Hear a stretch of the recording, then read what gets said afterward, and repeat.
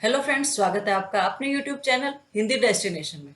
साथियों, हरियाणा जेबीटी हिंदी में वर्ण विचार टॉपिक के 25 प्रश्न आज हम डिस्कस करेंगे। इन प्रश्नों को अगर आप ध्यान से देख लेते हैं तो वर्ण विचार का एक भी नंबर कटने की गुंजाइश नहीं रहेगी। वर्ण विचार पर पहले मैंने एक डिटेल वीडियो बनाया है जिसका डिस्क्रिप्शन बॉक्स में आपको लिंक मिल जाएगा। अब वर्ण विचार के 25 प्रश्नों की तरफ बढ़ते हैं। पहला प्रश्न है, भारत में सबसे अधिक बोली और समझी जाने वाली भाषा कौन सी है? तो इसका उत्तर होगा हिंदी। सबसे ज्यादा हिंदी बोली जाती है और हिंदी के बाद दूसरे नंबर पर है बंगाली और तीसरे पर मराठी। अगर चौथा भी पूछ लिया जाए तो तेलुगु होगा। हिंदी, बंगाली, मराठी और तेलुगु। हिंदी को राजभाषा का दर्जा कब दिया गया? ये बहुत इंपॉर्टेंट प्रश्न है कि राजभाषा कब बनाया गया हिंदी को। चार ऑप्शन है आपके पास: 5 सितंबर 1949, 10 सितंबर 1949, 14 सितंबर 1949 और 16 सितंबर 1949। अब देखिए, हिंदी दिवस कब मनाया जाता है? 14 सितंबर को। तो हिंदी को राजभाषा का दर्जा भी 14 सितंबर 1949 को दिया गया था। ये सन भी आप याद रखिएगा। 5 सितंबर को हम शिक्षक दिवस मनाते हैं और 5 अक्टूबर को इंटरनेशनल टीचर्स डे मनाया जाता है। ये याद रखिए, क्योंकि आप शिक्षक बनने जा रहे हैं तो ये प्रश्न भी पूछा जा सकता है। हमें हर प्रश्न के लिए तैयार रहना है। तीसरा प्रश्न है, निम्न में से किस राज्य की राजभाषा हिंदी नहीं है? राजभाषा हिंदी नहीं है। देखिए, 8 राज्यों की और 2 केंद्र शासित प्रदेशों की जो राजभाषा है वो हिंदी है। तो इसमें से कौन सा ऐसा राज्य है जिसकी राजभाषा हिंदी नहीं है? पंजाब, मध्य प्रदेश, बिहार और हिमाचल प्रदेश। तो पंजाब जो है उसकी राजभाषा हिंदी नहीं है, इसकी दूसरी जो भाषा है वो हिंदी है। तो मध्य प्रदेश, बिहार, हिमाचल, इनकी राजभाषा हिंदी है। इनके अलावा हरियाणा, राजस्थान, यूपी, उत्तराखंड, छत्तीसगढ़, झारखंड, इन सब की राजभाषा जो है हिंदी है। अगर उन पर भी कोई प्रश्न आता है तो उसके लिए भी आपको तैयार रहना चाहिए। चौथा प्रश्न है, हिंदी के अतिरिक्त देवनागरी लिपि निम्न में से किस भाषा की लिपि नहीं है? यानी देवनागरी केवल हिंदी की लिपि नहीं है, कुछ और भाषाएं भी हैं जो देवनागरी लिपि में लिखी जाती हैं। तो इसमें से कौन सी भाषा है जिसकी लिपि देवनागरी नहीं है? मराठी, कोंकणी और नेपाली, इन तीनों की लिपि जो है देवनागरी है। मैथिली भी देवनागरी लिपि में लिखी जाती है। इसके अलावा संस्कृत भी देवनागरी लिपि में लिखी जाती है। पंजाबी जो है उसकी लिपि गुरुमुखी है। तो इसका उत्तर है पंजाबी। भारतीय संविधान में कितनी भाषाओं को मान्यता दी गई है? देखिए, भाषा और बोली का अंतर जो है मैंने पहले एक्सप्लेन किया है उस वीडियो में, तो वहां से आप जान लीजिएगा। तो भाषाएं जो है 22 भाषाओं को मान्यता भारतीय संविधान में दी गई है, वो आधिकारिक भाषाएं हैं। निम्न में से कौन सा व्याकरण का विभाग नहीं है? व्याकरण के मुख्य रूप से 3 विभाग होते हैं। कौन कौन से? वर्ण विचार, शब्द विचार और वाक्य विचार। तो समास जो है ये व्याकरण का विभाग नहीं है, ये व्याकरण का अंग है। भाषा का क्षेत्रीय रूप क्या कहलाता है? मीन्स किसी एक क्षेत्र में बोली जाने वाली भाषा को क्या कहते हैं? तो वो उत्तर होगा बोली। भाषा और बोली में भी अंतर है। देखिए, भाषा का एक व्याकरण होता है, यानी कुछ नियम होते हैं, उसके अनुसार ही उसको लिखा और पढ़ा जाता है, जबकि बोली में कोई नियम नहीं होते हैं। भाषा के कितने कौशल हैं? यानी भाषा जो पढ़ाई जाती है, भाषा जो सीखी जाती है, उसके कितने कौशल हैं? 3, 4, 5, 6। इसका उत्तर है 4। 4 कौन कौन से हैं? LSRW, लिसनिंग, स्पीकिंग, रीडिंग और राइटिंग। ये 4 जो है भाषा के कौशल। अगर इंग्लिश में पूछा जाता है तो यही होगा, हिंदी में भी पूछा जाएगा तो आपका उत्तर यही होगा। 9वें प्रश्न की तरफ बढ़ते हैं। निम्न में से मूल स्वर कौन सा नहीं है? देखिए, हिंदी व्याकरण में मूल स्वर केवल 4 माने गए हैं: अ, ई, उ, री। तो यहाँ पर देखिए, अ भी है, ई है, उ है। आ जो है वो मूल स्वर नहीं है, तो उत्तर हमारा यहाँ पे होगा आ। 10वां प्रश्न है, स्पर्श व्यंजन चुनिए।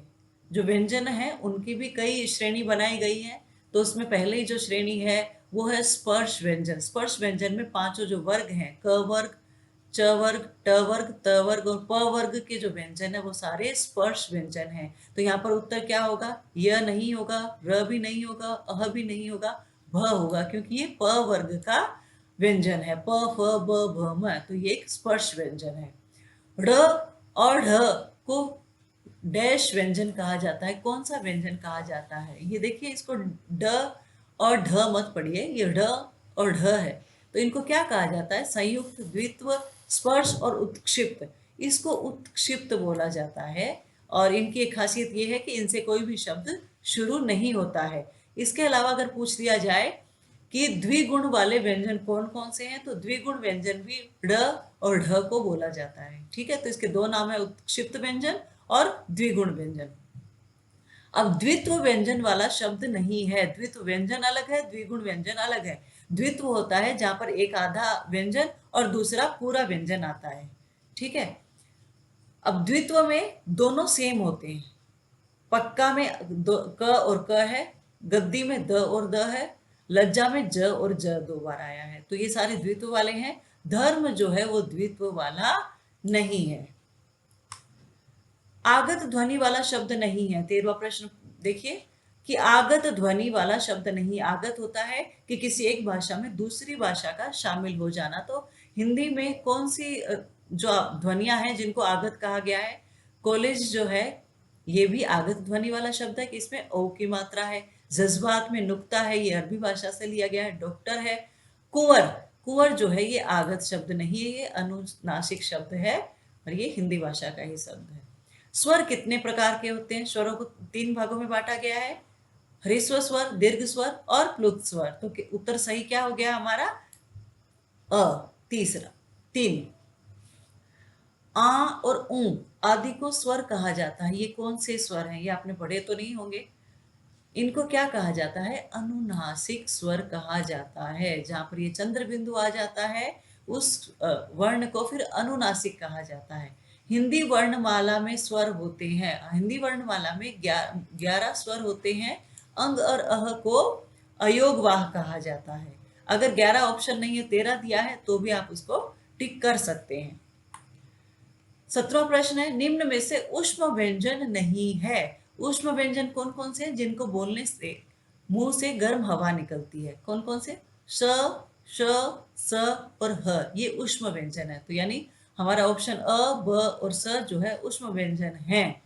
कौन सा नहीं है? क नहीं है। क ऊष्म व्यंजन नहीं है तो क्या है? पांचों वर्ग जो होते हैं क, च, ट, त, प, वो स्पर्श व्यंजन है। तो क जो है स्पर्श व्यंजन है। निम्न में से अंतस्थ व्यंजन चुनिए। व्यंजनों की कौन कौन सी श्रेणी हमने पढ़ ली है? स्पर्श व्यंजन, ऊष्म व्यंजन और तीसरी है अंतस्थ व्यंजन। अंतस्थ मतलब जिनको बोलते समय जो आवाज हवा जो है वो अंदर ही अंदर घूमती है, किसी पार्ट को ज्यादा टच नहीं करती। क स्पर्श व्यंजन, च स्पर्श व्यंजन, ट स्पर्श व्यंजन, य जो है वो अंतस्थ है। य, र, ल, व इन चारों व्यंजनों को अंतस्थ व्यंजन कहा गया है। ये याद रखिएगा, ये प्रश्न कई बार पूछ लिया जाता है कि इसमें से अंतस्थ व्यंजन कौन सा है। तो य, र, ल, व अंतस्थ व्यंजन है। श, श, स, ह ऊष्म व्यंजन है। और पांचों वर्ग जो है वो स्पर्श व्यंजन है। अयोगवाह कौन कौन से हैं? अयोगवाह मैंने पिछले प्रश्न में डिस्कस किया था। अंग और अह जो होते हैं वो अयोगवाह होते हैं। अंग और आ नहीं है, उ और अंग नहीं है, अह और ई नहीं है, अंग और अह। ऑप्शन द जो है वो करेक्ट है। अंग और अह को अयोगवाह भी कहा जाता है। जिन व्यंजनों के उच्चारण में वायु कंठ से निकलकर मुख को छूती है उसे उन्हें क्या कहा जाता है? यानी कंठ से हवा निकलती है फिर मुख के किसी न किसी भाग को छूती है, स्पर्श करती है, तो उन्हें क्या कहा जाता है? स्पर्श व्यंजन कहा जाता है। अब 21वां प्रश्न है, भारत में पहली बार देवनागरी लिपि के टेलीप्रिंटर का प्रयोग कब किया गया? हिंदी की जो लिपि है वो देवनागरी है। तो देवनागरी लिपि का जो टेलीप्रिंटर है उसका प्रयोग सबसे पहले कब किया गया था? 1952, 1953, 1954 और 1955। तो इसका सही उत्तर है 1954। प्रश्न 22वां है, कोष्टक में दिए गए विराम चिन्ह का नाम बताइए। कोष्टक में एक चिन्ह दिया गया है, इस कोष्टक को क्या कहते हैं? इस चिन्ह को क्या कहा जाता है? अल्प विराम, पूर्ण विराम, निर्देशक चिन्ह या विवरण चिन्ह? तो इसे कहा जाता है विवरण चिन्ह। समानार्थी या विपरीतार्थी शब्दों के बीच किस चिन्ह का प्रयोग किया जाता है? यानी हमें अगर समानार्थी शब्द लिखने हैं या विपरीतार्थी शब्दों को एक साथ लिखना है, तो हम कौन से चिन्ह का प्रयोग करेंगे? पूर्ण विराम, योजक, निर्देशक या विवरण चिन्ह? हम वहां पर योजक चिन्ह यानी जो माइनस जैसा निशान होता है, जिसको इंग्लिश में हाइफन बोलते हैं, उसको का प्रयोग करेंगे। निम्न में अर्ध स्वर कौन कौन से हैं? दो अर्ध स्वर भी हैं, यानी है तो वो व्यंजन, लेकिन उनको अर्ध स्वर भी कहा जाता है। वे कौन कौन से हैं? य और ल और व, य और र और य और व। तो ऑप्शन द करेक्ट है। य और व को अर्ध स्वर भी कहा जाता है। ये प्रश्न कई बार पूछा गया है। आखिरी प्रश्न है, क्ष किस प्रकार का व्यंजन है? ये व्यंजन जो है किस प्रकार का है? क्ष जो है संयुक्त व्यंजन है, द्वित्व व्यंजन है, स्पर्श व्यंजन है या उत्क्षिप्त व्यंजन है?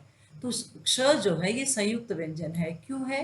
क्योंकि ये दो व्यंजनों के मिलने से बना है, क और श के मिलने से बना है, इसलिए इसको क्ष पढ़ा जाता है और ये एक संयुक्त व्यंजन है। तो साथियों, ये थे 25 प्रश्न जो पिछली कई परीक्षाओं में बार बार पूछे गए हैं, इसलिए इन प्रश्नों को ध्यान से पढ़िएगा और याद रख लीजिएगा। आगे ये सिलसिला जारी रहेगा। हम बहुत सारे टॉपिक्स जो आपके सिलेबस में आने वाले हैं उनको कवर करते चलेंगे। वीडियो में अंत तक बने रहने के लिए बहुत बहुत धन्यवाद। वीडियो को ज़्यादा से ज़्यादा शेयर कीजिए, लाइक कीजिए और चैनल को अगर अभी तक सब्सक्राइब नहीं किया है तो प्लीज़ सब्सक्राइब कीजिए। पढ़ते रहिए, मुस्कुराते रहिए और हिंदी भाषा सीखते रहिए, क्योंकि हिंदी हमारी मातृभाषा है। जय हिंद, जय भारत।